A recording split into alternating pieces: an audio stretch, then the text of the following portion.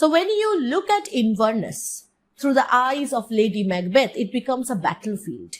And when you look at Inverness and the surrounding setting through Duncan's eyes, through Banquo's eyes, you see a lot of light.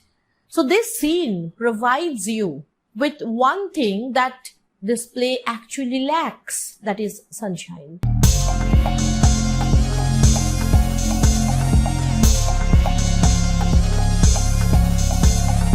Hello and welcome back to Nibblepop. We were reading the text of Macbeth, and today in this class we will be looking at the sixth scene of the first act.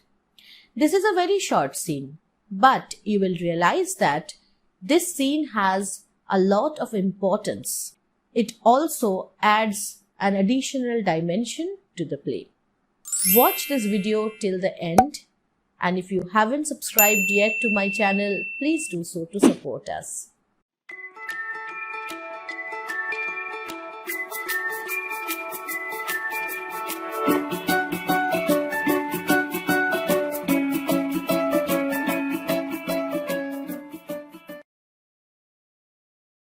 The setting of the scene is just right in front of Macbeth's castle in Inverness.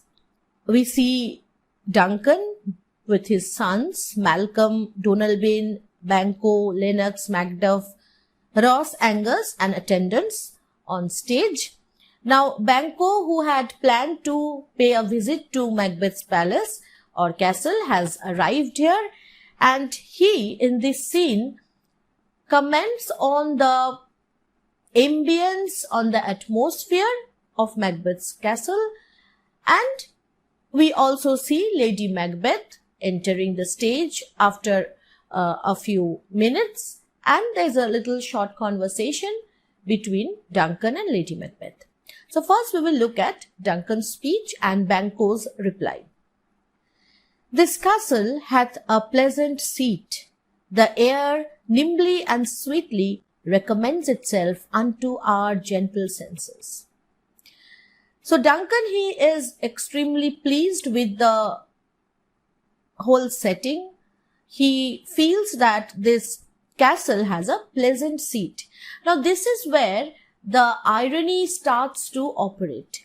You see, as audience, we know that this castle is going to be hell for Duncan. This castle is not going to be a pleasant seat at all.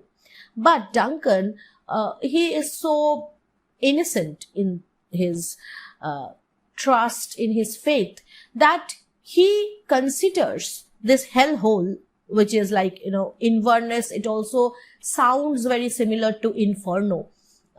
I somehow make this association in my mind all the time. Duncan is oblivious to the fact, or he is ignorant of the fact, that this castle is not going to be the peaceful heaven which he dreams it to be. He says, "The air nimbly and sweetly recommends itself unto our gentle senses." Why does he call his senses gentle? Primarily because now that, he has matured and he is he has this old age which has come upon him, or advanced age, has made him less youthful and less energetic, and his senses have become more gentle. And this atmosphere around Macbeth's castle, this suits the kind of gentleness which his sense demands. So he finds a kind of compatibility between his body and the air around him. Banquo, he also adds to this description, and Banquo talks about a bird, and he talks about this bird, martlet. Martlet is a summer bird, and usually it takes up, it makes nest in big houses, palaces, sometimes churches, temples. So Banquo says, this guest of summer, so he's talking about this martlet, maybe they can hear the song of the martlet somewhere. This guest of summer, the temple haunting martlet. Now usually the martlet, as I told you, it makes nest just like sparrows do, inside huge human dwellings or temples. And at the same time, the word temple, it refers to our head. So when the martlet sings, maybe, it haunts our minds somehow. So it has a dual meaning here. Does approve by his loved mansionry. So this martlet bird, it has taken residence. So mansionry, it refers to somebody's home. Here, the bird's home. So the bird has made its home in this castle, which shows that this castle has a sweet air. That the heaven's breath, that is air, smells wooingly here. Wooingly means in an approval or in an approving manner, in a gentle manner. No jutty, frieze, buttress, nor coign of vantage. Now the terms which Banco uses are jutty, frieze, buttress. These are, these are all terms you associate with structures in a building. Jutty means when you see some portion of a building projected, it's like kind of an added limb. That projection is called jutty. Frieze means ornamental top of a column. So when a huge castle is built, you have columns, and on the top of the columns you have designs. So that is called frieze. And buttress means support against the walls, some kind of designs which build or add support to the wall. Okay, so these are like the pillars and the blocks and the corners of a building which Banco is referring to here. And in every space they can see nests of this bird martlet. And what is this martlet doing here? This bird hath made his pendant bed. Pendant means hanging bed. So the nest of this bird is of course hanging, and they can see the nest of the birds. Pendant bed and procreant cradle. Now this is very interesting because in the previous scenes, we have somehow established that Inverness is a castle of death. But what Banco says establishes Inverness as a castle of life too.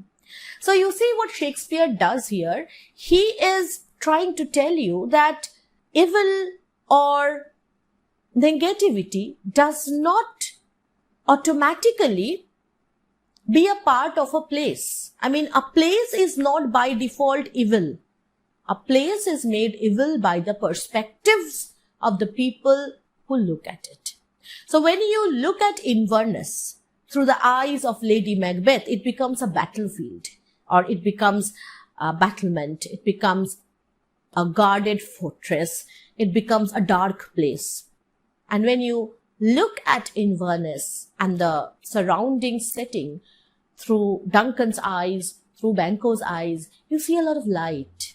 So this scene provides you with one thing that this play actually lacks, that is sunshine, that is brightness. Okay, this is very interesting that way. I have observed the air is delicate. So both Banco and Duncan, they believe that this castle is really a very good place to be if you want to have a change of air.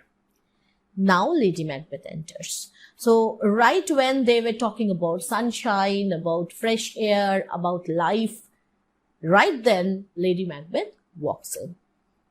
See, our honored hostess. Now because Lady Macbeth is the person who receives them at her house, so she is the hostess. The love that follows us sometime is our trouble. So here Duncan, in his usual manner, he is being very courteous. He is being very honest and humble about his feelings. And he says that, because they have come almost to trouble Macbeth and Lady Macbeth now, this is also a sign of their love, which still we thank as love. Herein I teach you how you shall bid God yield us for your pains. So he wants to assure Lady Macbeth that all their pain or all their trouble must be recompensed, and it will be recompensed by God. and thank us for your trouble. So somehow Duncan, in his gracious manner, just the way he spoke to Macbeth in the previous scene also, we've seen this man is extremely courteous, extremely gentle, and not just in his words, but his actions as well. Okay. And Lady Macbeth, look at the way in which she replies. She replies in the same way as Macbeth did in the scene when Macbeth was speaking to Duncan. And her reply is very formal, very official. All our service in every point twice done and then done double, which means that if they were to do everything for Duncan, in a greater level, we're poor and single business to contend against those honors deep and broad. So you have given us some kind of great honor by visiting our place, by promoting my husband, by giving us so many prestigious titles. So compared to that, what we are doing for you is nothing. Wherewith your majesty loads our house for those of old and the late dignities, which means that previously Macbeth was the Thane of Glamis. Now Duncan has made him the Thane of Cawdor as well. So those are the old and late honor which Duncan has bestowed upon Macbeth. For those of old and the late dignities heaped up to them, we rest your hermits. Hermits means sages or people who are, they pray with beads. So Lady Macbeth wants to say that because of all that Duncan has done for them, they will always be there to pray for him. They will be at his disposal. So this is what she means by it. Now Duncan makes a very important enquiry. Where is the Thane of Cawdor? We coursed him at the heels. We know that Macbeth, when he came to know about Duncan's desire to visit his castle, he rode on his horse and he came first to inform his wife. So Duncan says that we coursed him at the heels. We followed him very fast and had a purpose to be his purveyor. Purveyor means one who comes before. So Duncan said that I had my royal horses and carriages and I thought I could overtake him. But he rides well. And his great love, sharp as his spur. Spur means the whip with which, you hit the horse and you make him run more fast. So in case of Macbeth, he was using his love for Duncan as an additional boost to make his horse run. This is what Duncan feels.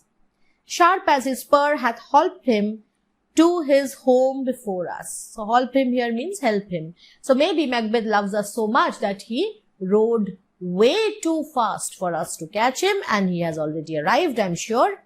Fair and noble hostess, we are your guest tonight. Lady Macbeth says, your servants ever have theirs, which means Lady Macbeth and Macbeth, they are the king's servants. And they also have their servants. And by default, the servants of Lady Macbeth and Macbeth are now the servants of the king. And what is theirs in compt? To make their audit at your highness's pleasure. So compt here means on account of being our servants. Okay. By default, which is to say, they will make their audit, which means they will account for everything that they are doing at your service. So this is again a very formal way of saying that all our staff, they are at your disposal to make you feel comfortable here, still to return your own. So at this moment, everything is going to be at your disposal. And Duncan says, give me your hand, conduct me to mine host. He wants to meet Macbeth as soon as possible. We love him highly and shall continue our graces towards him by your leave, hostess. So Duncan reiterates or repeats his affection for Macbeth and he wants to meet him as soon as possible. Now, why I said that this scene is important? First, because somehow it, as I told you, it presents a kind of contrast to the general mood of the play, general ambience of the play, the general ambience of the play is dark, gloomy, pessimistic. But here you have a lot of air and sunshine pouring in, and you have conversations, especially between Duncan and Banquo, which talk about life, which talk about vitality. Second is the feeling which Duncan has, this, this good feeling, this optimism which Duncan has. This is set sharp against the reality of the play. We are capable of understanding that Duncan is making a mistake here. And this irony, this dramatic irony is revealed to us because we know what actually is happening. The most important question that you should ask in this play is that, or in this scene, is that why did Lady Macbeth go and greet the king? Why not Macbeth? You see, when there is the husband and wife at home and the husband's boss comes to pay a visit, it is more usual for the husband to go and say hello and maybe his wife accompanies him. But here we see that Macbeth is nowhere nearby.